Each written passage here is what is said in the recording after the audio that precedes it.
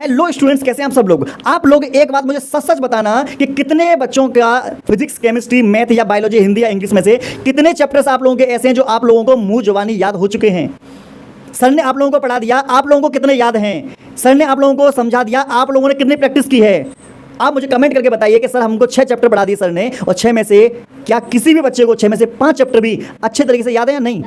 तो आप लोगों को बता दें कि मैं आप लोगों को बताना चाहता हूं कि अभी भी 90% बच्चे ऐसे हैं जो पढ़ाई नहीं कर रहे हैं, या फिर मैं आपको बता दूं कि ऐसे बहुत सारे बच्चे हैं जो कोचिंग लगा लिए फिर भी उनको चैप्टर्स याद नहीं है, या बहुत से बच्चे ऐसे अभी भी हैं जिन्होंने कोचिंग तक नहीं लगाई, स्कूल में पढ़ाई हुई नहीं है और उन्होंने सेल्फ स्टडी अभी तक स्टार्ट नहीं की। तो ऐसे जितने भी बच्चे जिन्होंने पढ़ाई नहीं की है, तो आज मैं आप लोगों को बताने वाला हूं कि किस तरीके से आप लोगों को पढ़ाई करनी चाहिए जिससे आप एग्जाम समय में 90-95 का स्कोर आसानी से कर सकें।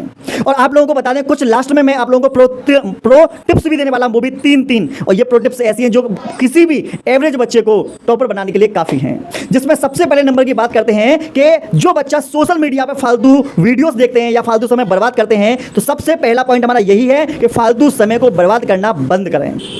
आप हो सकता है चाहे आप अपने मोबाइल में फेसबुक को चलाते हो तो फेसबुक की रील्स को देखते हो, या इंस्टाग्राम की रील्स को देखते हो, या इंस्टाग्राम की रील खुद बनाते हो, या फिर आप यूट्यूब पर सॉन्ग वगैरह सुनते हो, या यूट्यूब पर आप कॉमेडी देखते हो, या इंटरटेनमेंट की चीजें देखते हो। तो ऐसा कोई भी काम अगर आप लोग करते हो तो उस काम को करना आज से बंद करिए या धीरे धीरे करके कम करिए, और उस समय को आप जो अपने टाइम को वेस्ट करते हो उस टाइम को यूटिलाइज करके आप अपनी पढ़ाई में लगाना स्टार्ट करिए, जिससे कि आपके जो धीरे धीरे जो चैप्टर्स आप लोगों के जो करा चुके हैं सर, वो आप याद करने में अपना समय लगाएं, उसका कॉन्सेप्ट बनाने में समय लगाएं, उसकी प्रैक्टिस करने में आप अपना समय लगाएं। अगर इस तरीके से करते हैं तो आपके अंदर जरूर इंप्रूवमेंट देखने को मिलेगा। और बहुत से बच्चे जो कहते हैं कि सर हमारे पास टाइम नहीं है, तो आपको बता दो टाइम आपका जो जाता है वो फालतू की चीजों में चला जाता है। उस फालतू की चीजों में जो समय जाता है उस समय को वहां पर वेस्ट करने से बढ़िया है कि आप अपने स्टडी में लगाना शुरू करें।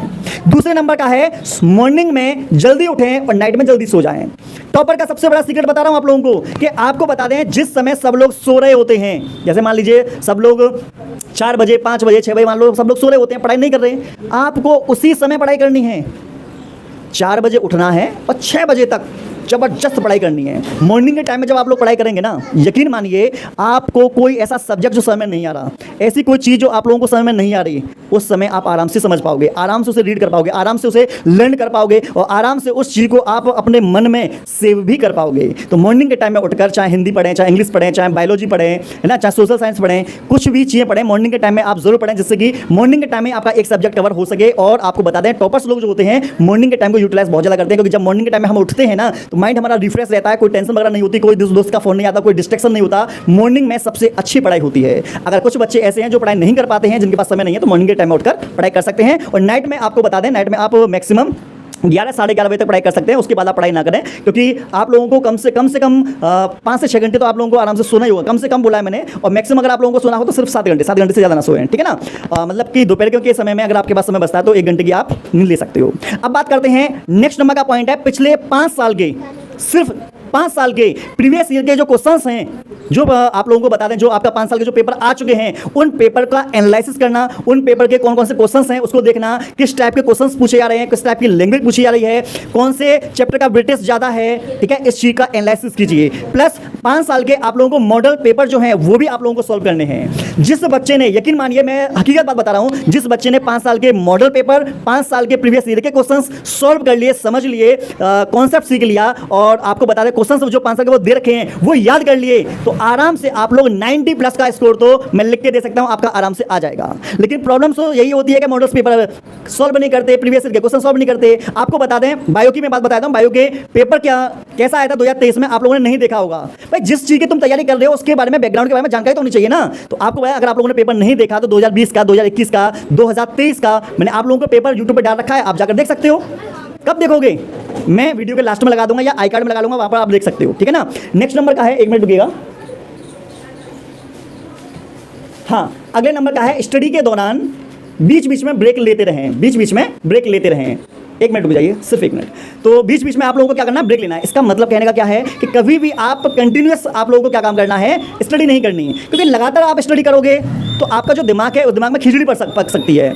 आपको क्या काम करना है, आप अपनी एफिशिएंसी देखिए कि हो सकता है 45 मिनट में या 60 मिनट में आप लोगों का क्या होता है कि माइंड जो है वो सीखना बंद कर देता है। सीखना बंद का मतलब है एफिशिएंसी गिरना शुरू हो जाती है। तो 45 या फिर 60 मिनट के बाद आप लोग क्या काम कर सकते हो, 5 या 10 मिनट का ब्रेक ले सकते हो। ब्रेक लेने के बाद जब आप दोबारा स्टडी करने के लिए बैठोगे तो आपकी जो एफिशिएंसी है वो भी बढ़ जाएगी। आपका जो दिमाग है, जो भी तुम याद करोगे वो भी आपके दिमाग में सेव होगा। और खिचड़ी तो बिल्कुल नहीं पकने वाली, क्योंकि खिचड़ी तो हमें पकानी नहीं है, हमें तो क्या करना है, हमें तो भाई खीर खानी है। तो मैं आपको बता दूं, आप लोगों के लिए model paper and previous year के क्वेश्चंस, टेस्ट पेपर्स और शॉर्ट नोट्स मैं ऑलरेडी आप लोगों के लिए बना चुका हूं। अगर आप लोगों ने नहीं देखा तो देखो, कब जाके देखोगे यार, ठीक है ना। अगले नंबर का है, पढ़ाई के दौरान, जिस समय तुम पढ़ाई कर रहे हो, पढ़ाई के दौरान इधर उधर की चीजों को करना बिल्कुल बंद करें, इधर उधर की बातों को सोचना बंद करें। मतलब जिस समय तुम पढ़ाई करने के लिए बैठे हो उस समय तुम्हारे दिमाग में सिर्फ पढ़ाई की चीजें आनी चाहिए, और जिस टॉपिक को पढ़ रहे हो सिर्फ उस टॉपिक से रिलेटेड बातें आनी चाहिए। और जो चीजें आप मतलब जिस चीज को लेकर बैठे हुए हो पूरा दिमाग आपका वही होना चाहिए। मोस्टली हमारा क्या होता है कि हम पढ़ तो इस चीज को रहे हैं, है ना, हो सकता है कि हमारा दिमाग पढ़ा हम क्या रहे हैं, केमिस्ट्री,